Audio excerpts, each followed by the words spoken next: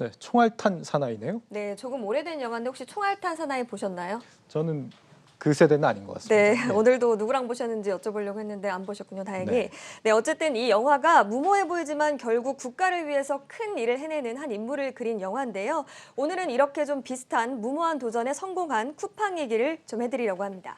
국가를 위해서 일을 하는 건 모르겠지만 총알처럼 빠른 배송이긴 하죠. 네. 앞서 박혜린 기자가 쿠팡 효과로 네이버가 몸값이 뛴다 이런 얘기를 하긴 했는데 우리는 쿠팡 얘기를 하는 거군요. 네. 미 증시 상장된다는 소식 때문에 지난주부터 크게 화제가 됐었죠. 네, 맞습니다. 사실 무모한 도전이 맞는 게 쿠팡 로켓 배송이 처음 실시가 됐을 때 전날 주문 이길 배송 이런 게 스타트업의 무모한 도전이 아니냐 이런 지적들이 좀 나왔는데 지금은 어떻습니까? 굉장히 대세가 됐죠. 네. 쿠팡이 이런 로켓 배송을 등에 업고 미국 증시로 향합니다. 월스트리트저널은 쿠팡의 기업 가치를 55조 원 이상으로 본다고 전했고 블룸버그는 33조 원 정도로 추산을 했습니다. 그러니까 최대 기업 가치가 55조 이상이 될 것으로 보는데 쿠팡은 당초 예상했던 대로 나스닥이 아니라 뉴욕 증권거래소를 택했다고 합니다. 네, 원래는 나스닥을 갈 것이다 이런 관측이 있었잖아요. 네. 뉴욕 증권거래소는 상장 요건이 좀 까다롭다 이런 지적이 있었는데. 네, 맞습니다.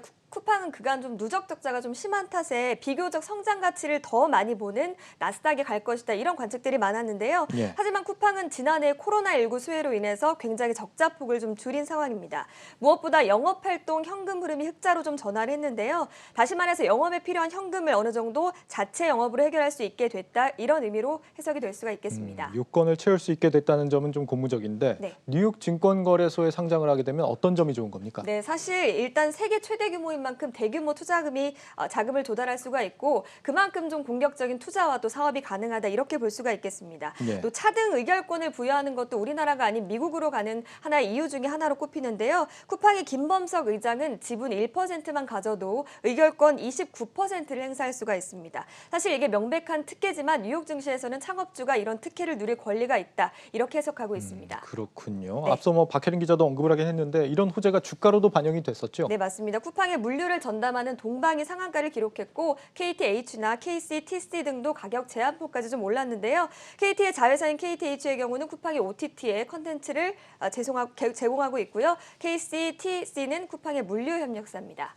기대감은 상당히 높은데 당장은 관련 기업들 외에는 쿠팡에 직접적으로 투자를 할 수 있는 이런 방법들이 좀 떠오르지는 않는 것 같습니다. 네. 상장하게 된다면 어떻게 투자를 앞으로 할 수 있는 겁니까? 네, 일단 우선 미국 증시를 통해서 직접 투자할 수 있겠지만 사실 상장 초반에는 변동성이 심할 수 있기 때문에 펀드 일종인 미국 공모주 ETF에 투자하는 것도 하나의 방법이 될 수가 있고요. 예. 또 쿠팡의 대주주가 일전에 일본 소프트뱅크라고 말씀을 드렸는데 여기에 투자하는 것도 하나의 방법이 될 것으로 보입니다.